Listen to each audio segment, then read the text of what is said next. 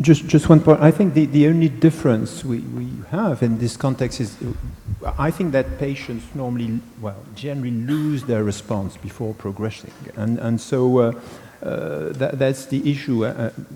I can't think of many patients who progress to ML without losing first their response, and so I think we generally have time, especially if we monitor the TP53 mutation in those patients, which we can do regularly. And I'm also, regarding the very small clones, we could discuss that there are some patients who have some very small clones that disappears, that has been published as well, as you know. So I think we have to be careful. Yeah. I think here is, okay, so here is actually where we disagree. I think that our Ioannidis has also had a number of these patients where you have actually, while having a response, a progression that you can't do anything about. But this is a disagreement, and I think we need more follow-up on these patients. We have taken a bit of another approach. But now we would like to hear questions from you. It would be fantastic to have some more light. Can we have more lights, because we can't see the audience, or put off these lights? Yeah, okay. David, I believe. Yeah, it is. You know what's coming. So I think what you're saying, Pierre, is that if you have a complex karyotype monosomal TP53 mutation, you would transplant within clinical trials where possible. Would you, maybe with pre-transplant clinical trial as well, would you transplant those patients routinely? I mean, the Japanese data are probably the most useful, where they're dividing the patients into complex karyotype plus TP53, or TP53 without a complex karyotype, and showing a very big difference. But I'm talking about the complex karyotype, monosomal, TP53 mutated, let's say in a 65 to 70-year-old. Would you honestly transplant those patients? Yeah, I would, but I would do either something before. We currently have access to APR246, so I would do AZA plus APR246 transplant, and then again AZA plus APR246, because that's our current trial. Yeah. If I had no APR246, at least I would use an HMA plus DLI post-transplant. And of course, if the blast count is important, I would start by chemo plus lenalidomide, or something at least to reduce a combination of treatment, once again, before saying it's hopeless. And of course, this is important to, we have to start to improve, and the first step is the most important. Okay, I don't. So really what I'm agree with missing that. in the discussions here is the tremendous decrease of response after transplantation if the patient have been pre-treated by either HMA or lenalidomide. So let's say the loss of chances of cure by transplantation, I'm not only talking about TP53 mutation, but in general.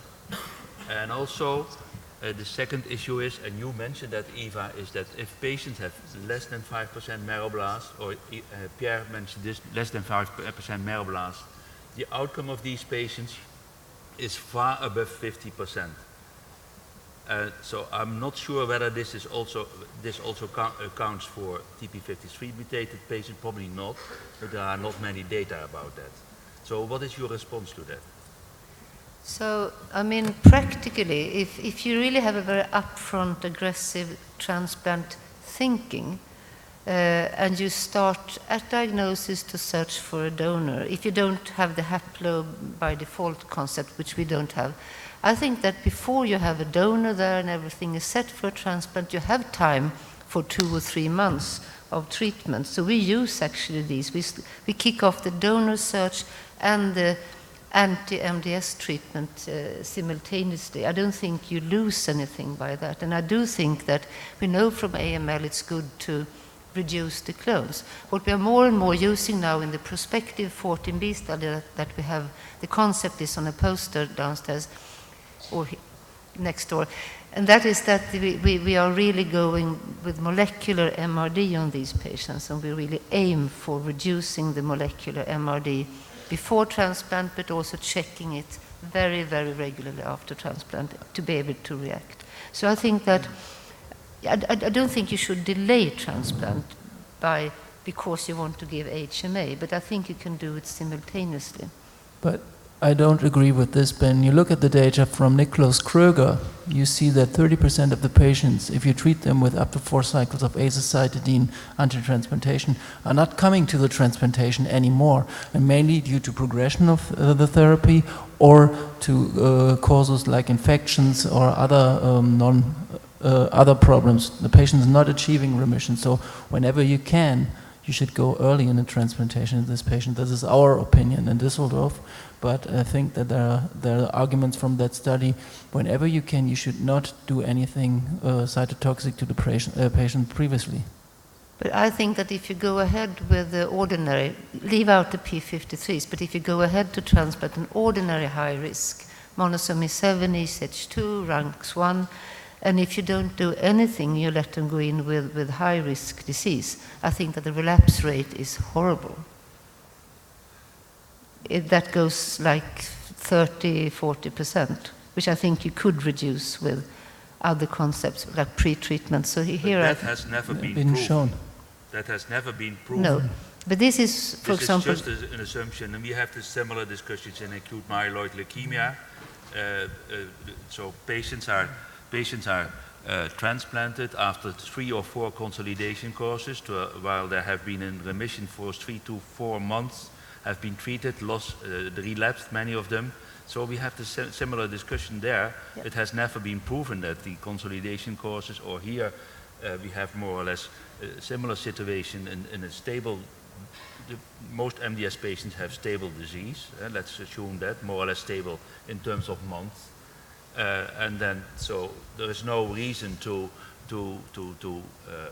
let's say, to expose the patient to treatment which may induce also complications and reduce the transplantability of the patient. I don't think that HMA, not in our hands, the HMA never give that kind of complications if you really do them well. As I wouldn't say that actually HMA reduces the transplantability. Chemotherapy does, I do agree, because then you... Yeah, but not talking about chemotherapy. No, but HMA also do, but it's when there's failure, and so probably this patient would not have been transplanted anyway, because that would mean progression. Once again, when you take the viewpoint from a transplanter who receives patients well addressed to him, it's very different. I mean, but chemo and HMA can lead to complication, but it's mostly because of failure.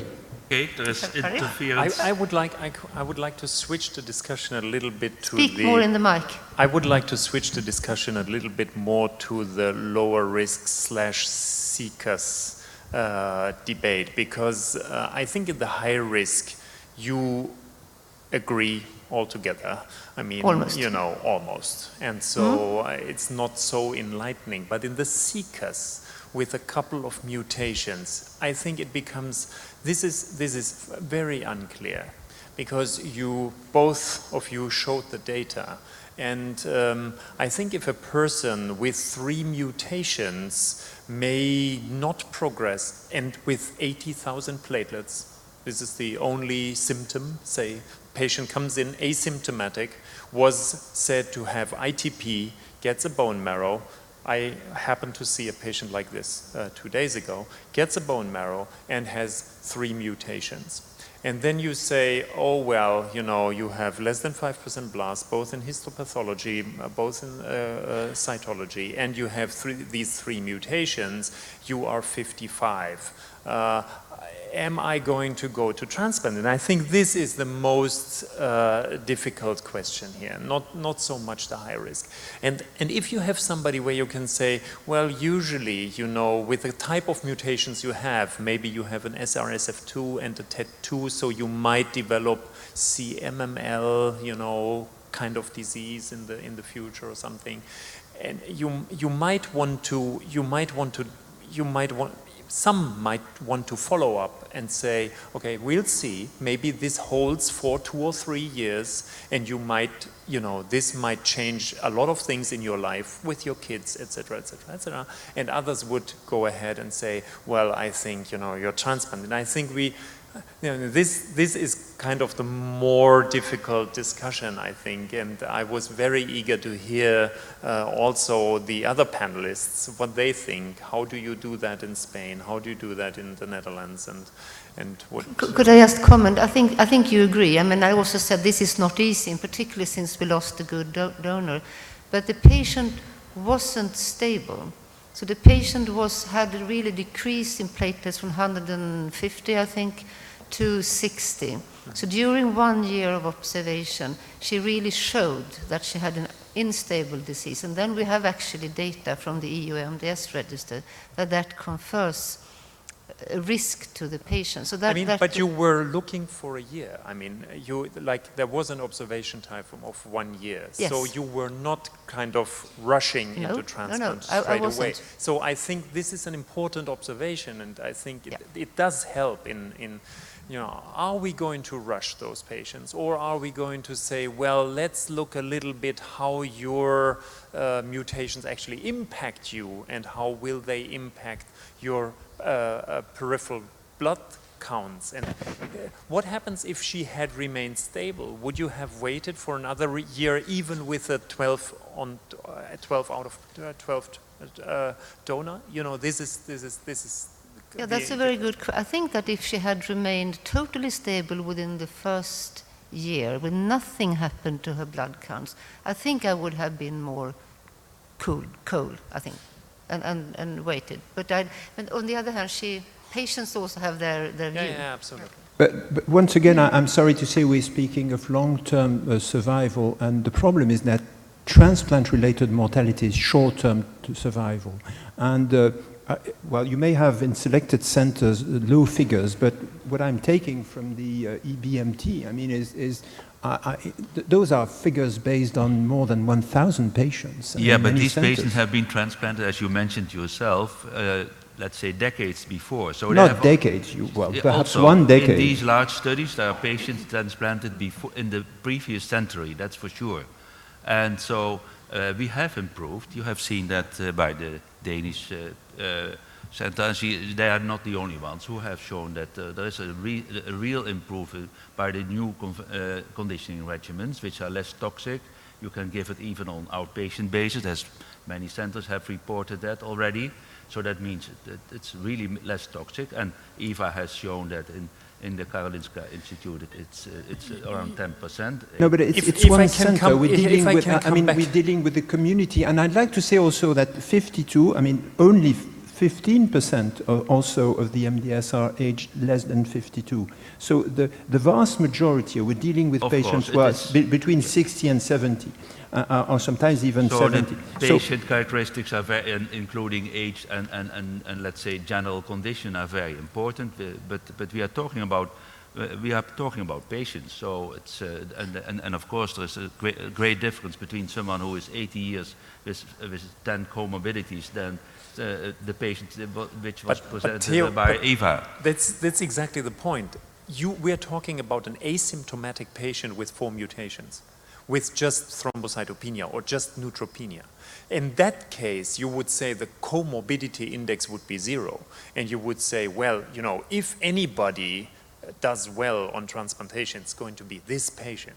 So can you actually say, okay, you have 3 mutations or 4 mutations, or for that matter, 2 mutations, and you say, well, but there's a RUNX1, you know, you go to transplantation. If you lose that one, or if this patient comes back with GVHD, etc., you might actually feel very badly about this. And this is what I think the discussion should go on. Okay. I wouldn't feel badly if the patient was with me in the discussion. It has to be a very, very informed consent.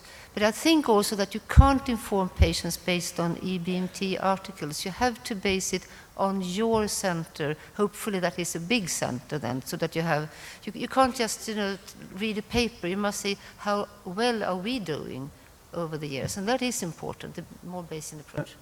And also, The final word is no, it's not. It's just that the approach. second point, apart from TRM, is also that my impression is that patients who are not cytopenic, particularly anemic, who have a good quality of life, rarely seek for a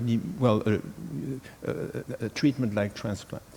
Because they're feeling well, and it's generally people who are anemic and who have already received one treatment, and especially EPO, then it doesn't work, then people are more amenable to a more intensive treatment. But I can't think of a patient who has 11 grams of hemoglobin, who is doing well, and then you say all of a sudden you transplant. Even because, and it's not my experience at least. Okay. You may close the session. I think that it's really exciting, the field and the questions that have been presented here.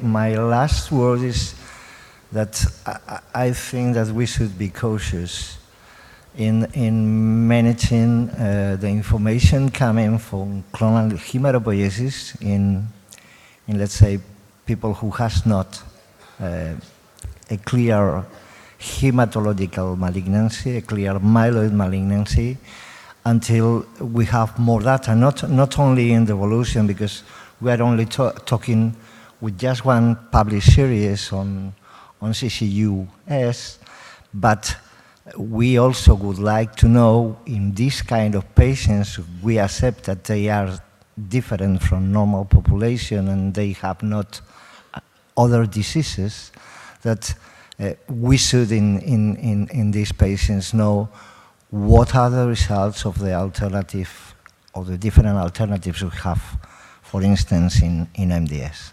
Thank you very much for your attendance, and thank you for the speakers.